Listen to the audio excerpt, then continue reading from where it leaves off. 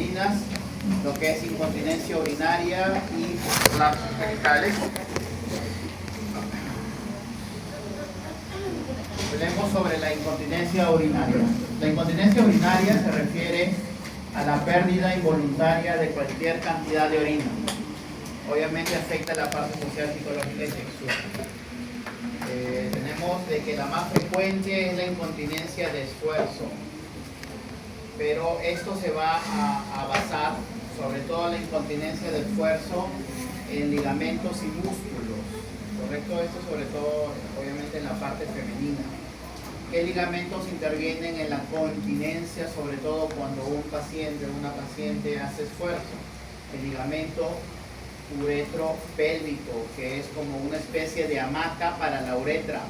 El ligamento pubouretral, que va desde el pubis hacia el arco tendinoso. La pared anterior de la vagina, que es este color rosado, ¿correcto? Entonces, son estructuras de soporte para la uretra y que permiten o favorecen la continencia. Tenemos otros ligamentos, si bien es cierto, pero los principales son el uretropélvico y el cubo uretral. También tenemos músculos.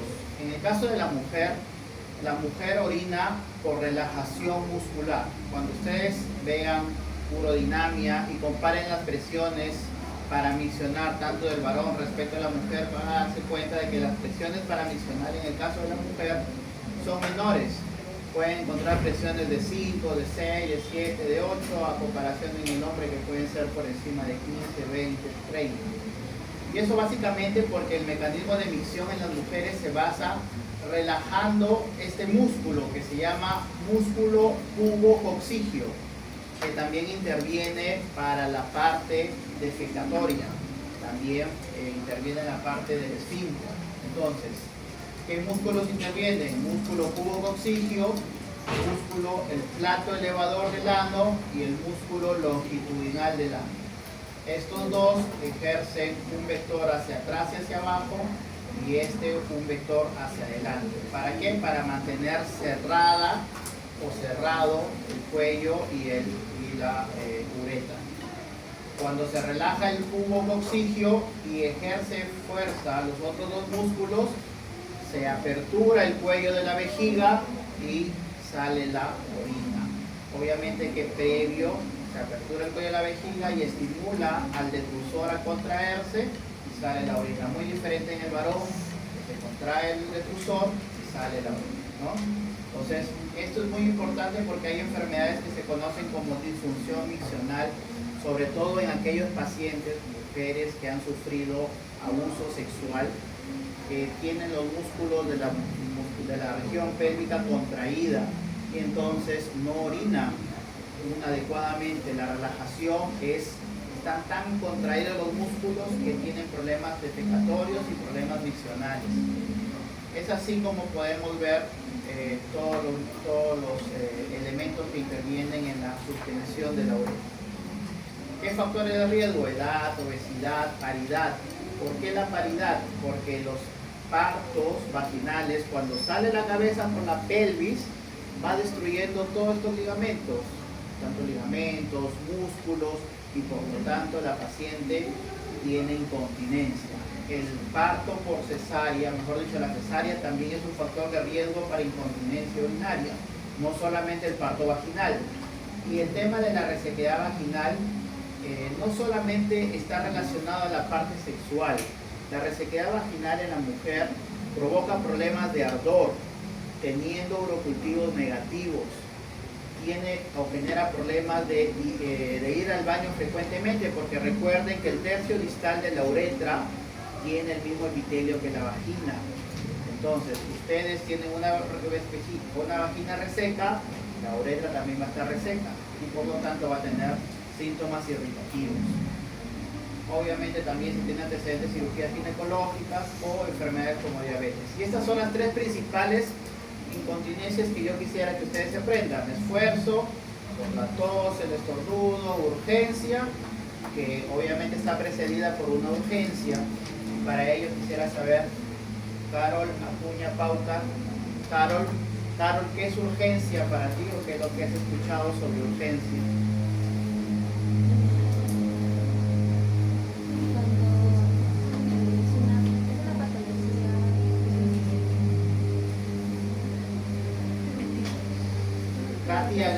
reto le ayuda a su amiga? Urgencia.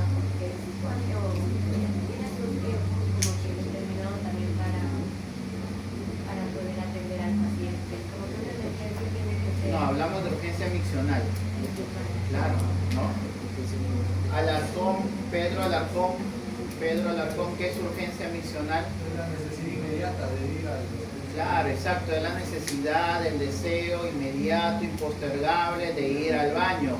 Ustedes ahorita no tienen urgencia porque están tranquilos escuchando la clase, pero si hubiera una persona con urgencia, les aseguro que estaría saliendo corriendo al baño, porque si no se va a orinar en estos momentos. Entonces vence al esfínter, tanta la fuerza o tanta la intensidad de la urgencia que vence al esfínter y se orina en condiciones sociales. Obviamente si hay incontinencia, es incontinencia de urgencia, y incontinencia mixta cuando tienes esfuerzo y urgencia. Como les dije, la de esfuerzo es la más frecuente y de ahí le sigue la mixta. Tenemos en el caso de incontinencia de esfuerzo dos mecanismos: la hipermotilidad uretral, es decir, la uretra es demasiado móvil, o la deficiencia intrínseca del esfínter, que quiere decir que la uretra es fija. Son dos situaciones distintas. La segunda, que es uretra fija, tiene siempre como antecedente algo quirúrgico, una colocación de malla, TOT, o de repente tiene una cirugía ginecológica que genera que la uretra se ponga fija. Y también es considerada como una incontinencia tipo 3 para aquellos que hacemos uroinando. La hipermotilidad uretral es cuando ustedes les dicen tosa y van a ver cómo la uretra se asciende con un ángulo mayor a 30 grados. Y vamos a tener algunos síntomas miccionales de almacenamiento y postmiccionales. No me quedé en Pedro, ¿no? Linda, ¿qué es polaquiuria? Porque recordamos de que no viene el paciente solo con incontinencia, viene con síntomas de almacenamiento, viene con síntomas miccionales. Un síntoma de almacenamiento es la polaquiuria. ¿Qué es la polaquiuria?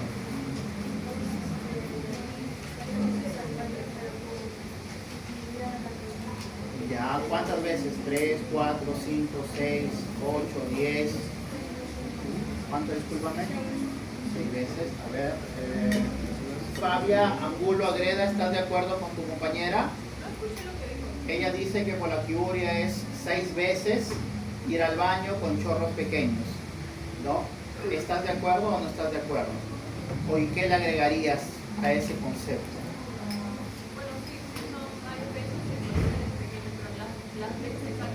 ¿No recuerdas? Muy bien.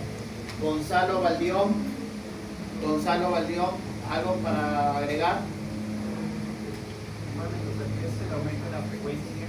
Número, en el número. 5. Por ejemplo, si viene un familiar y dice, ¿sabes qué? Estoy orinando 5 veces. ¿Lo consideras? ¿Cuánto es? 8. En verdad es de 8 a más en 24 horas. Lo normal es que un paciente orine 7 veces o vaya 7 veces al baño. Si va a 8, 9, 10, obviamente eso es patológico. Y como bien lo han dicho, tiene que ser en pequeños volúmenes, porque también hay grandes volúmenes, sobre todo en pacientes con diabetes insípida. Y también otro síntoma de llenado es la micturia. José Bendezú, ¿qué es micturia, José?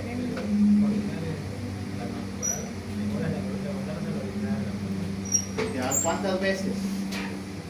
1, 2, 3, 4, 5. ¿Disculpa? Más de 2 veces en la noche. Yadira Camacho, ¿está Yadira Camacho? ¿Está? Lady Castillo, Lady, ¿algo que agregar, modificar a tu compañero? Más de 2 veces en la noche.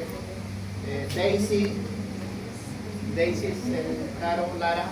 ¿Qué pasaría si yo les digo que el paciente trabaja de noche y duerme de día? ¿Cómo le definirían la micturia en este paciente? ¿Disculpa? Interrupción del sueño. Exactamente, micturia es la interrupción en el periodo de descanso, porque hay personas que trabajan, por ejemplo, vigilancia en la madrugada, toda la noche madrugada trabajan y su reposo, su descanso es en el día. Entonces, si te interrumpe el periodo de sueño, el periodo de reposo, sea en el día o en la noche, una o más veces, eso es nicturia. No interesa si el periodo de reposo sea 3 horas, 4 horas, 5 horas, 6 horas. Tiene que ser en ese periodo de reposo. Muy bien. Entonces, tenemos síntomas de almacenamiento, colaquiuria, nicturia, urgencia, síntomas miccionales, que lo ven más en pacientes con problemas de HBP, chorro delgado, flujo premiccional, chorro intermitente. Ahora sí, ¿qué situación le causaría obstrucción a una mujer? Al varón todos sabemos que el HBP es la que le puede ocasionar una colocación de sonda. ¿Y en qué situaciones le podría ocasionar una colocación de sonda a una mujer? Me quedé en Lady, ¿no? Daisy ya participó. Héctor Chávez. Héctor, ¿en qué situaciones tú crees que una paciente mujer requeriría una colocación de sonda o generaría un proceso obstructivo? Se va preparando Maylin Milagros. ¿Está Maylin? Litiasis urinaria. Ya, una litiasis, pero no necesariamente es colocación de sonda. De hecho, genera más que todo obstrucción de uréteres, pero obstrucción de uretra, que no puede orinar, ¿qué cosa podría ocasionarlo? Linda Puritomay. Linda Puritomay está presente. Tampoco. Xiomara Delgado. Xiomara, ¿alguna sugerencia? O sea, ¿en qué caso se obstruye? Sí, en caso de mujeres, que pueda causar, ¿qué cosa puede causar una obstrucción en una mujer? Podría ser una estenosis uretral. Exacto, una estrechez uretral, muy bien, que es frecuente, es poco frecuente, pero sí se ve, sobre todo en pacientes diabéticos. Un prolapso, ¿han visto esas mujeres que tienen eso, todo el prolapso, el útero prolapsado? Sí. Eso genera una obstrucción también y es similar al paciente con HBP, un divertículo uretral, un tumor parauretral, un quiste parauretral. Entonces todo eso genera obstrucción en el caso de mujeres. Muy bien. Y pues acá tenemos la parte física, pues tenemos que evaluar a la paciente mujer, si hay prolapso, si hay resequedad vaginal, si hay divertículos uretrales. Ahora, la manera de diagnosticar incontinencia de esfuerzo en el consultorio es, le lleno la vejiga con una sondita Nelatón entre 200 y 400 y le pido que tosa. Si hay escape, si yo observo escape, entonces esta paciente sufre de incontinencia de esfuerzo, ¿correcto? O el examen visual o la prueba del QTIP. Prueba del QTIP, un hisopo le coloco por la uretra del paciente y le pido que tosa. Si hay una movilidad mayor a 30 grados, entonces este es un paciente que tiene una incontinencia urinaria de esfuerzo por hipermotilidad uretral. Muy bien. El diario miccional, el PAP-T, sobre todo en aquellos que no se demuestra por urinamia la pérdida de orina. Y exámenes auxiliares. Muy bien. Examen de orina. ¿Dónde me quedé? Xiomara creo que me quedé, ¿no? No, pero yo le respondí. Sí, Xiomara, ¿no? Las colegas que han entrado, ¿cuáles son sus nombres? Discúlpame. Camacho y Yadira, ¿no? Ah, sí, te había puesto falta. A ver, Camacho, Yadira. A ver, Yadira. ¿Qué bacterias producen nitritos en un examen de orina? Te llega un examen de orina, te dice nitritos positivos, esterasa leucocitaria y leucocitos en orina. Infección urinaria, ¿correcto?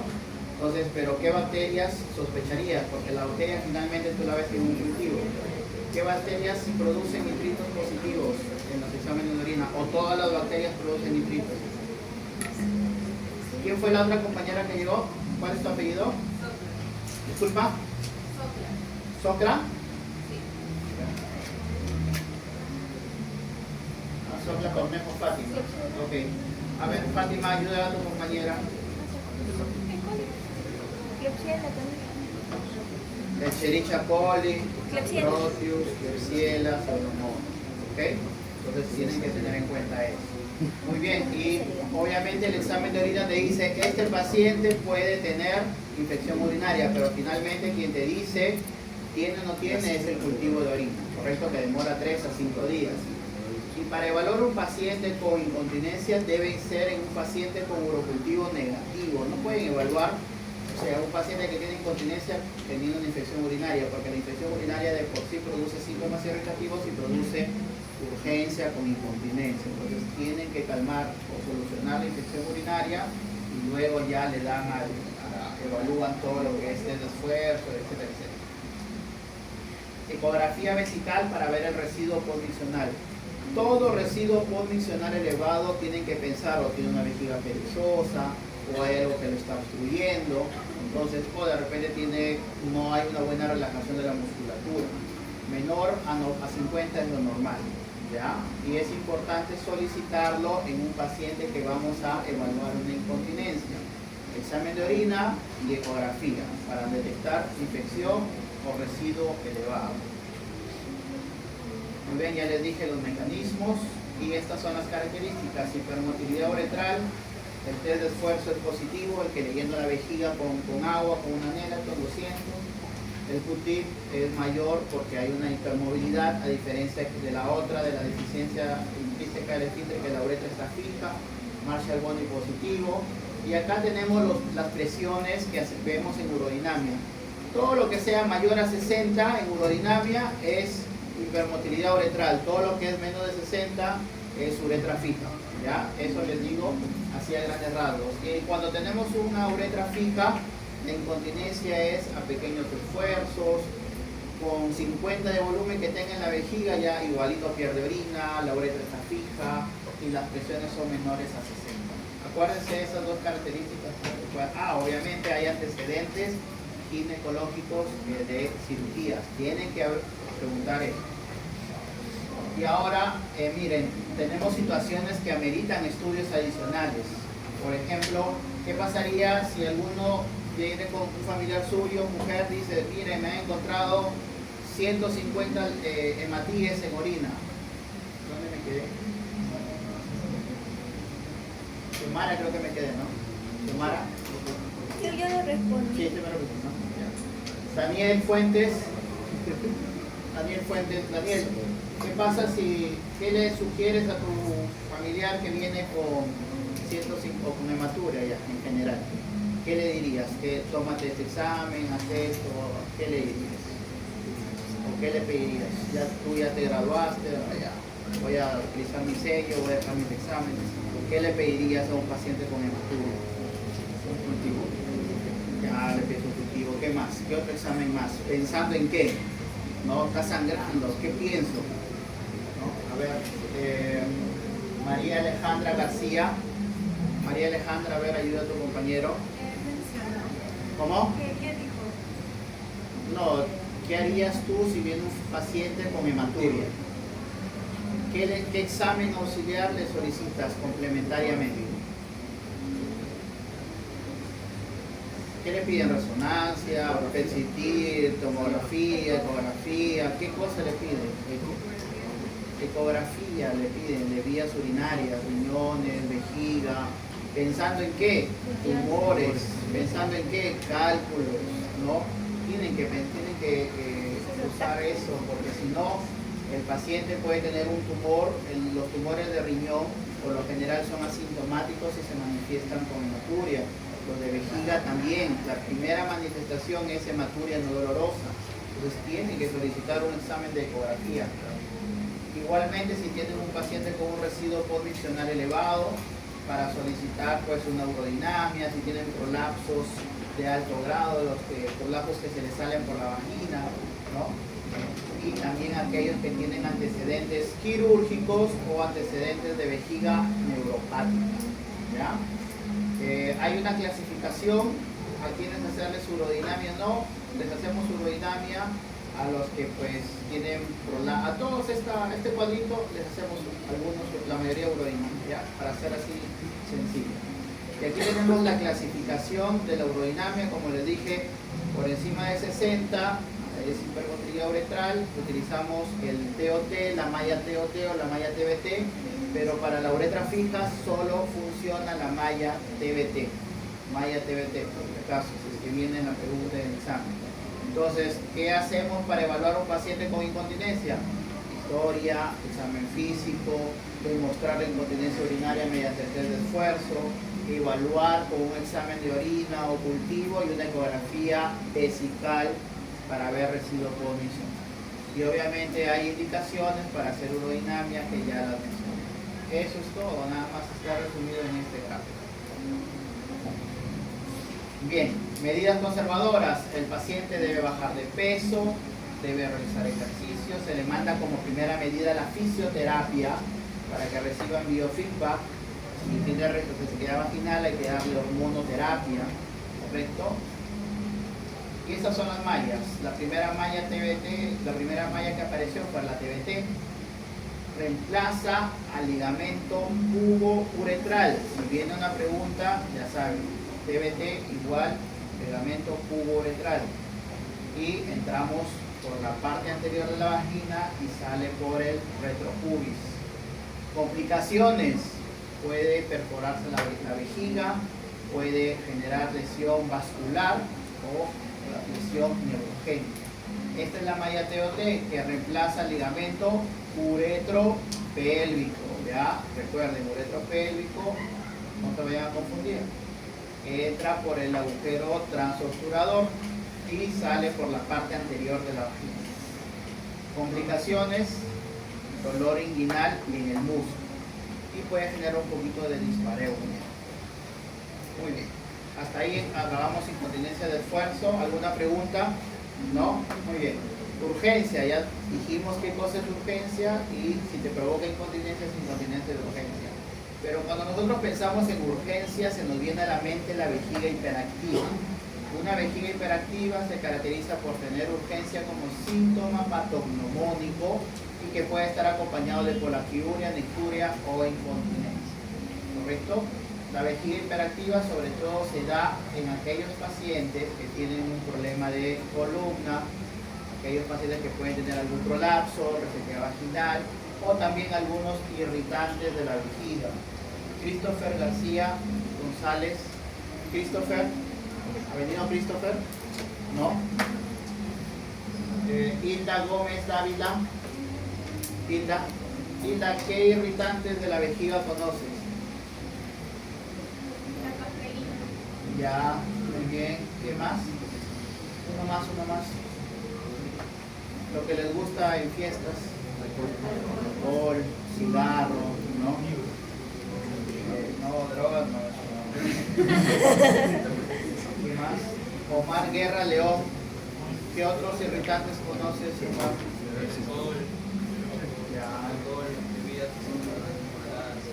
Ya, la carbonatada, ¿no? Las gaseosas, el té, ¿no? Los cítricos, chocolates, ¿no?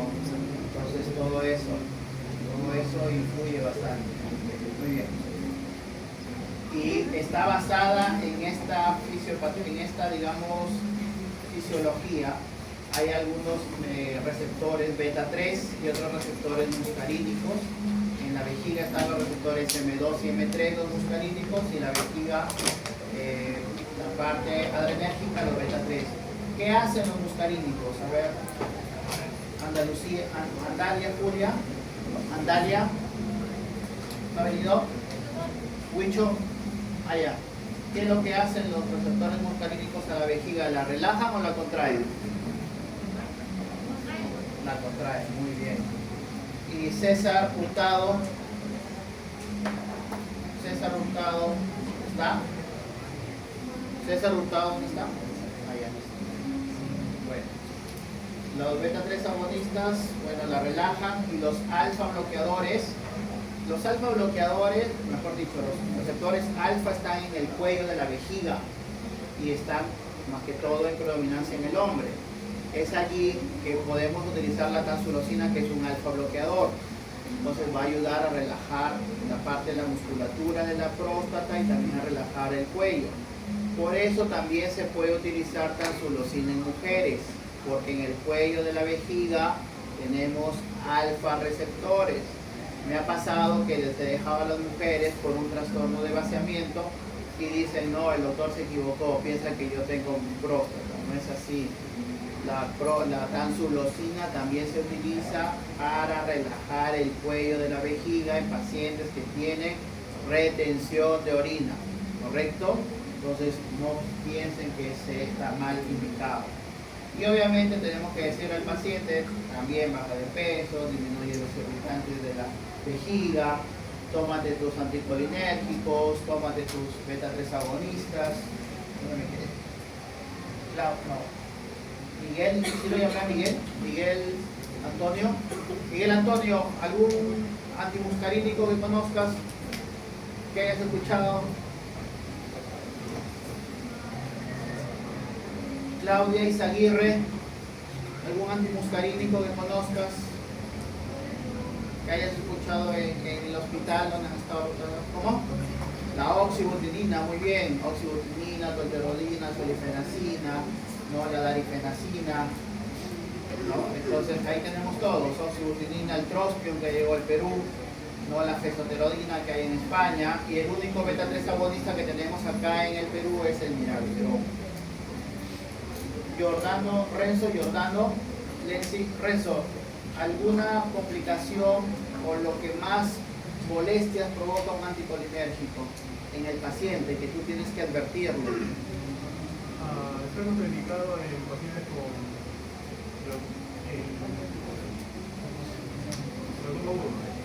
glaucoma de ángulo cerrado. Está contraindicado, lo dejan ciego al paciente. Muy bien.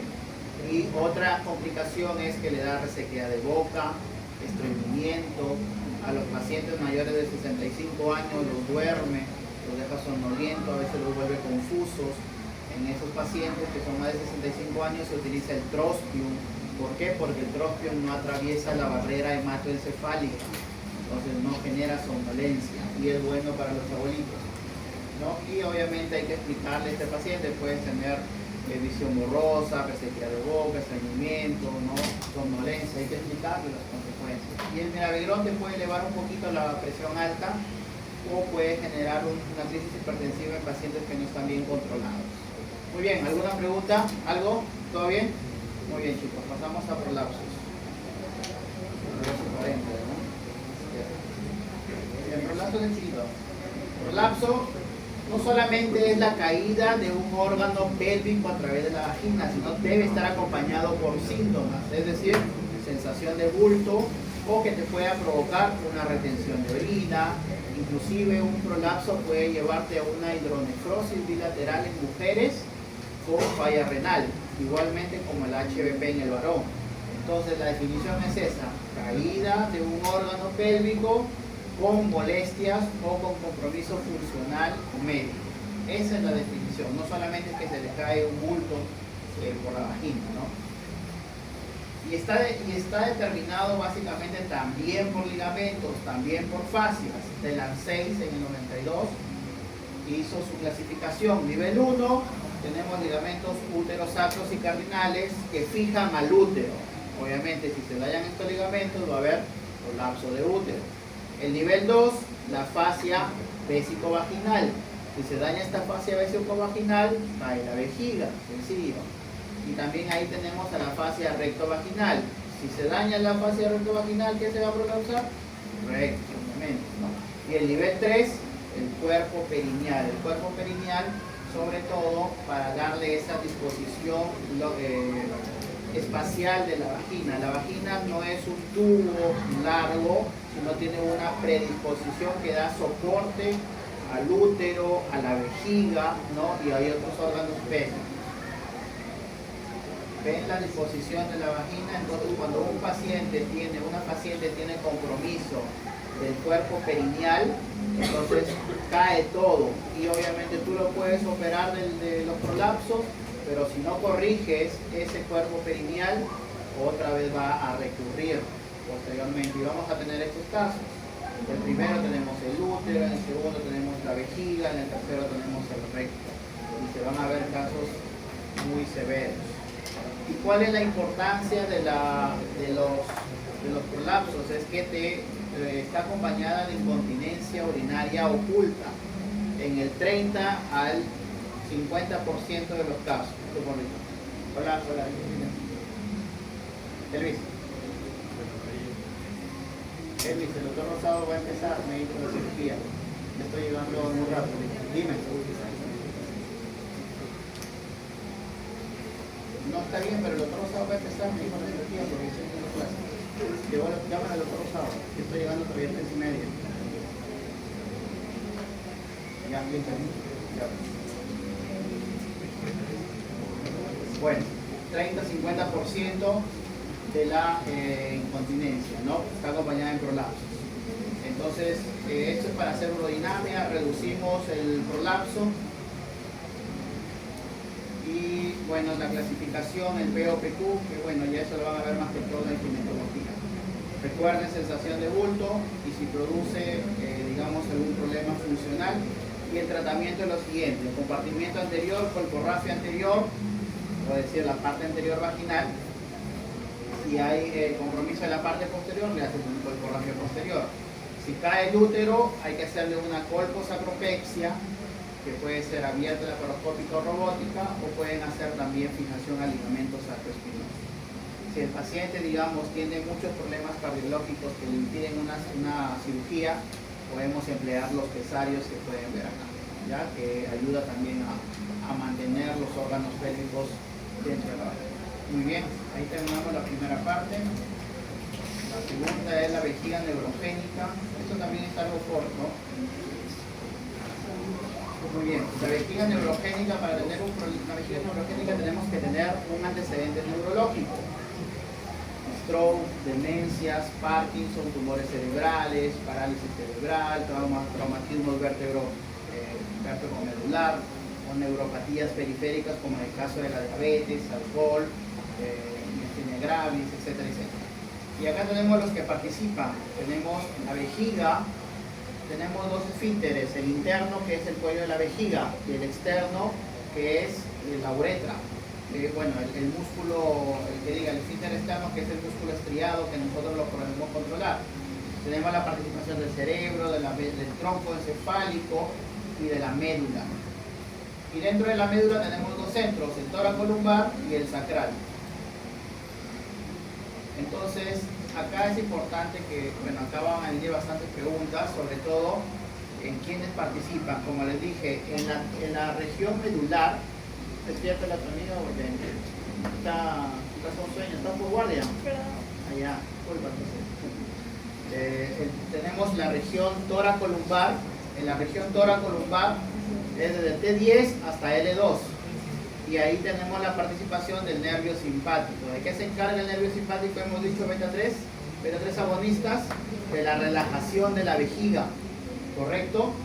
Y participa el nervio hipogástrico. Acá tenemos raíces simpáticas, y recordar que el beta o los receptores que son adrenérgicos están en el domo, los beta 3, y en el cuello de la vejiga, los alfa, ¿correcto?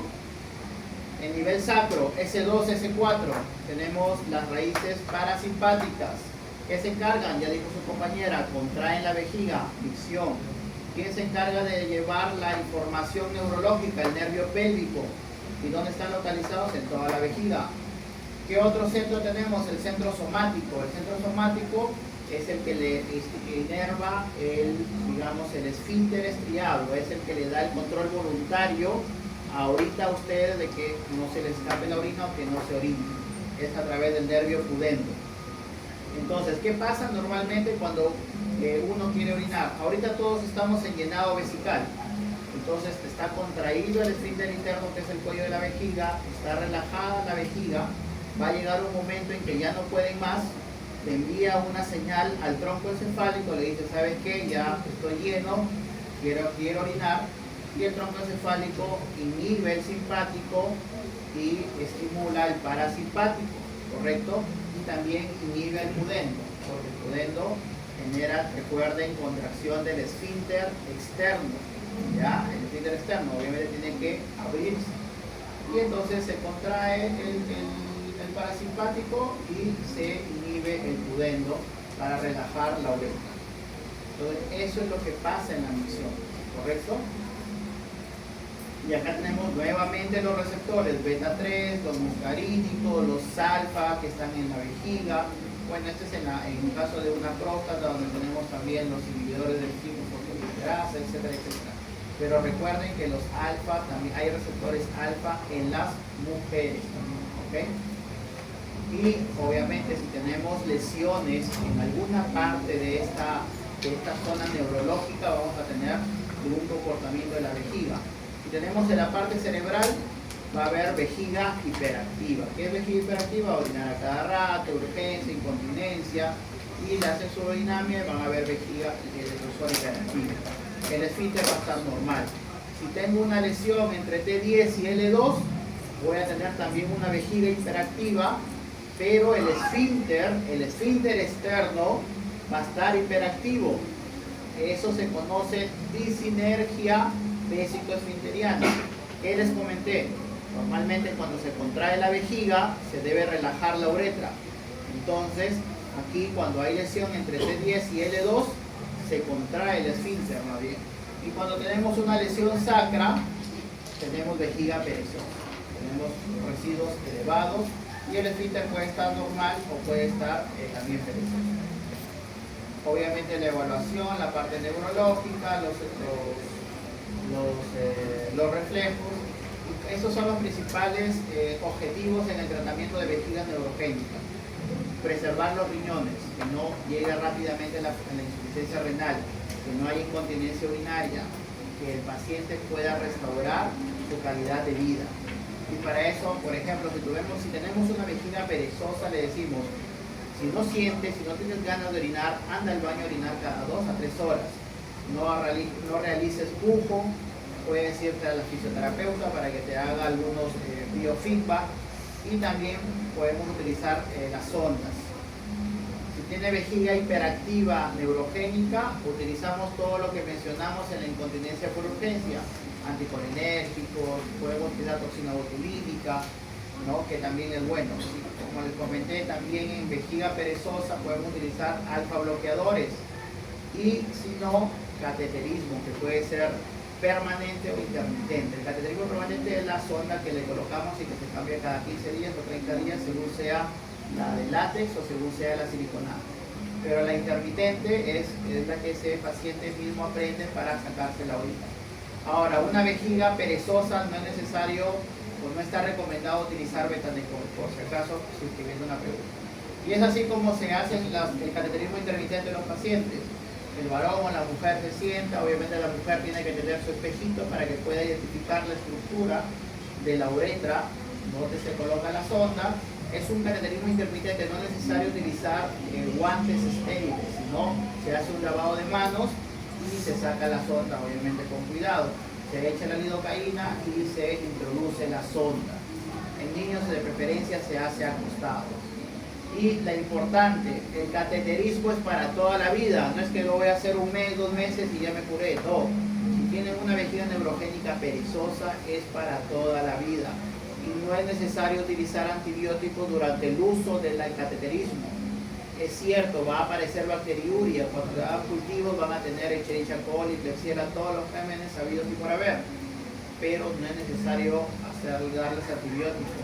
Ocurre, es parte normal, porque estamos utilizando un dispositivo donde van a crecer otros gérmenes y tienen que darle otros medicamentos, anticolinérgicos, tansulósicos.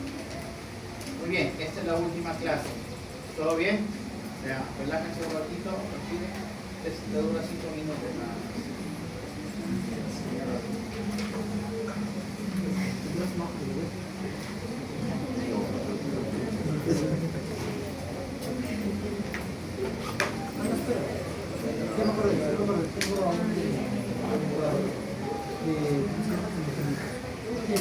Muy bien. Listo, ya esto llevará 10 minutos. Listo, vamos a ver. Disfunción eréctil. Obviamente la función eréctil no es una enfermedad, muchachos, es una condición que te dice hay algo que está pasando, hay algo malo que está pasando de fondo, es decir, o tienes un problema cardiológico, tienes una enfermedad coronaria, o tienes de repente eres diabético y ya tienes una neuropatía, o de repente pues has tenido como antecedente una criptorquidia y tu testículo está atrófico y no produce testosterona, o de repente pues estás utilizando muchos anabólicos cuando vas al gimnasio. Entonces es una condición que te dice que algo está pasando, ¿no? Y no te has dado cuenta, y hay que descubrirlo. No es una enfermedad, obviamente también es de origen psicógeno. Y como les comento, el principal factor es enfermedad coronaria o stroke. Estos pacientes que tienen, ustedes se van a dar cuenta que tienen insuficiencia cardíaca o coronariopatías o stroke, van a tener disfunción eréctil.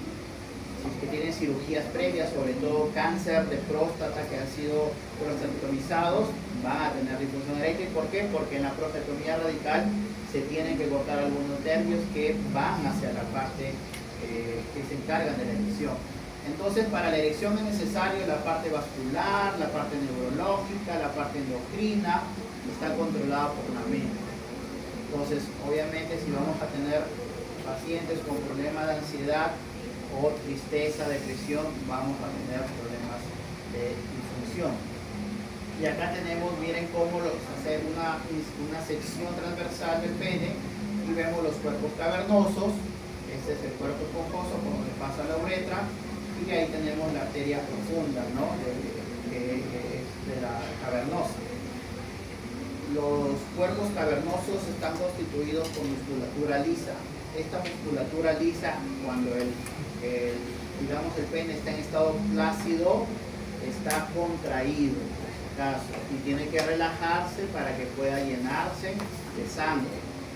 Y estas son todas las causas que pueden producir disfunción eréctil, como les digo, enfermedad cardiovascular, hipertensión, cirugías radicales de próstata, radioterapias, enfermedades cerebrales, Alzheimer, isquemia, enfermedad de Peyronieque, cuando se curva el pene, problemas hormonales, hiperprolactinemia, hipogonadismo, o también algunos fármacos, por ejemplo la dutasteride o la finasteride que toman los pacientes varones y que ustedes les dan para tratamiento de próstata, genera disfunción eréctil. Entonces es una de las quejas principales de los varones cuando toman su pastilla. Ansiedad, ¿no? Y es muy importante mencionar si es un problema de disfunción eréctil, un problema de la libido, un problema de eyaculación, porque muchas personas le dicen disfunción eréctil a todo, ¿no? Y si hay un problema de libido, quiere decir, más que todo, pensemos en algo hormonal.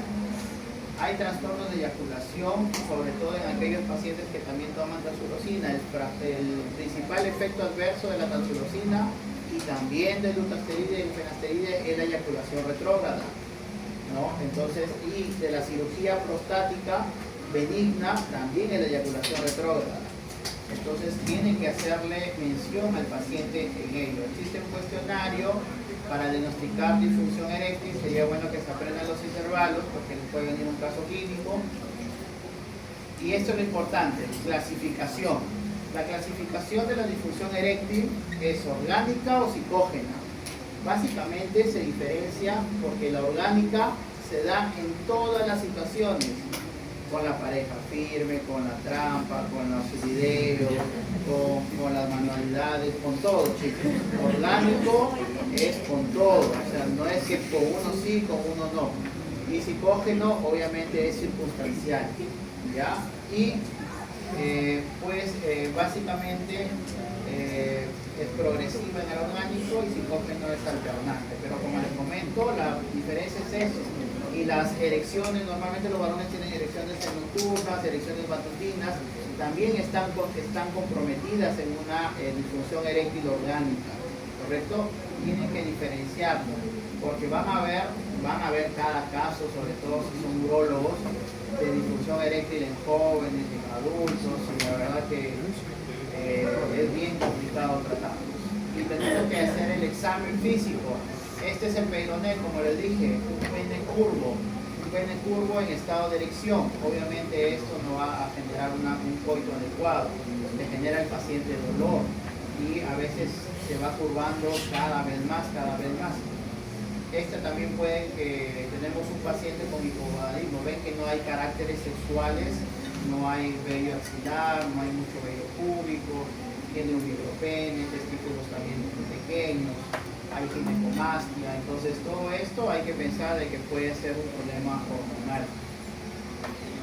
Y tenemos entonces algunos exámenes también. Llega un paciente con disfunción eréctil, hay que hacerle su examen de glucosa para detectar diabetes, que puede generar una disfunción neurogénica.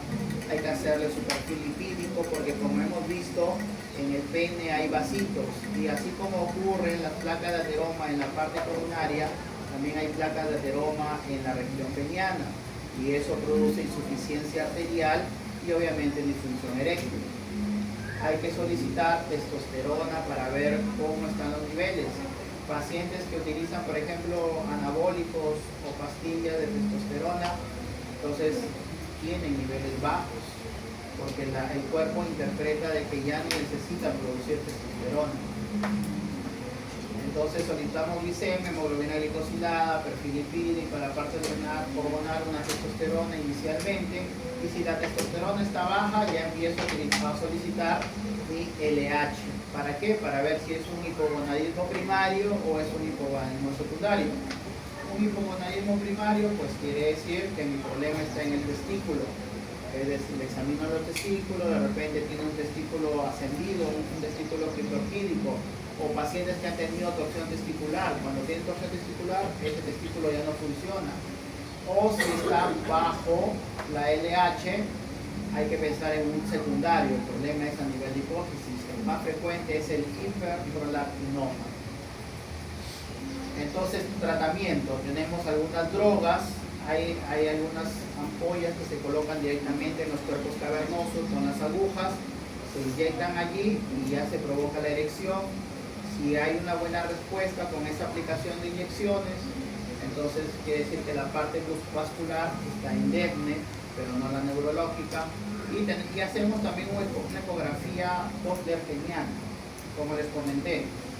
Una insuficiencia arterial cuando la velocidad de pico sistólica es menor de 30 centímetros por segundo. Es decir, esos vasos penianos probablemente tengan placas ateromatosas que estén generando insuficiencia arterial. Y cuando la velocidad diastólica final está mayor a 3 centímetros por segundo, hay que empezar fugas venosas. Fuga venosa se refiere a que cuando se dilatan los cuerpos cavernosos, generan el colapso de las venas que están en la parte dorsal. Pero las fugas cavernosas quiere decir que ese colapso no se da totalmente y entonces la sangre escapa hacia las venas y obviamente no hay una erección adecuada. El RISCA es esto, es un aparato con dos anillos que se coloca en el pene para medir las erecciones nocturnas. 3 a 6 episodios eréctiles en la noche con una duración de 10 minutos por cada erección es normal, ¿correcto? Es una manera también de distinguir una erección, una disfunción eréctil orgánica de la psicógena.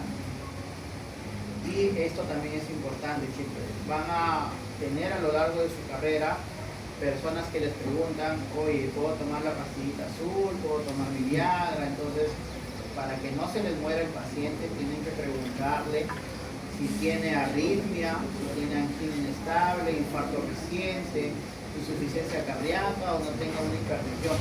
No es que la pastilla te mate. Por ejemplo, si uno de ustedes se toma un Viagra, no lo va a matar. No, como es un vasodilatador y tiene un paciente con estos antecedentes, ahí sí lo va a matar. Lo va a generar una vasodilatación y muerte súbita. Entonces, solo los que están en cuadrito, digamos, verde, podríamos darle, y a los pacientes sanos, obviamente. Pero a los que están en riesgo intermedio y riesgo alto, hay que mandarlo al cardiólogo para que le hagan un test de esfuerzo y puedan hacerle algunos descubrimientos si necesita más. Y ahí sí, pues, para nada la pastilla azul. Y tenemos, pues, medicamentos, las ampollas que ya les comenté, que se colocan directamente en el pene. Tenemos el vacuum, las ondas de choque, las prótesis de pene. Con las prótesis de pene, pues recuerdo que hay una experiencia de abuelitos que invierten todo su AFP por comprarse sus prótesis, porque una prótesis está 50.000 soles. O sea que cuídense, chicos. Es muy cara una prótesis y generalmente se usa cuando ya todo ha fallado, ¿ya? Los medicamentos, tadalafilo, sildenafilo, El tadalafilo es el que dura más, 36 horas, ¿correcto? Es el que te da una duración de 36 horas y no se ve afectado por la parte de alimentos. Hay pacientes, hay parejas que obviamente previo al acto sexual van a comer un pollito, una hamburguesa, no sé, ¿no? Algo grasoso, y toman su pastilla y no funciona y le echan la culpa a la pastilla. Es decir, ¿por qué? Porque el sildenafilo, el pardenafilo y el avanafilo no se absorben con comida boliosa, con grasa, ¿ya? El único que sí se absorbe es el tadalafilo, que ese no se ve afectado por nada, ¿ya? Y la otra cosa son los efectos adversos. Van a tomar esta pastilla, les va a generar dolor de cabeza a algunos pacientes, ruborización, congestión nasal, ¿no? Y obviamente deben tener mucho cuidado en pacientes que también tienen antecedentes de insuficiencia hepática. Otra cosa importante es esto: no deben dar estos medicamentos a pacientes que toman nitratos. Por ejemplo, el isosorbide de nitrato que toman pacientes con insuficiencia cardíaca también lo matan al paciente, ¿ya? Deben tener cuidado en este tipo de cosas. Van a ver que a medida que avance su año les van a pedir algunos consejos y esos consejos los pueden mandar a la persona. Entonces, bueno, ya les hablé de esto. El algoritmo terapéutico, igualmente como ya lo hemos hablado. Y lo último, ¿no? Esta es la última diapositiva. Lo primero que se debe hacer es modificar los factores de riesgo. Bajar de peso. Si fumas mucho, baja el cigarro, porque el cigarro también genera disfunción eréctil, ¿correcto? Si utilizas anabólicos, deja de utilizar anabólicos. No usen drogas. Las drogas como la cocaína producen disfunción eréctil, la marihuana. La fosfo-DI, si tienen el diagnóstico, traten de descubrir qué tiene de fondo el paciente: problema coronario, problema neurológico o de repente hormonal. Entonces vamos a emplear los inhibidores de fosfodiesterasa, tadalafilo, sildenafilo. Ya explíquenle los eventos adversos, explíquenle que estos no matan solamente en aquellos pacientes con ciertos antecedentes. Si fallan los fosfodiesterasa, tienen las ampollas que se aplican directamente en el pene. Y a los pacientes que van a ser sometidos a cirugía radical de próstata, HBP, díganle que van a tener un trastorno sexual. Pueden tener disfunción eréctil, pueden tener eyaculación retrógrada, porque muchos piensan que la cirugía es indemne. La cirugía trae algunas complicaciones concomitantes. Listo, chicos. Sería. A ver, para ver si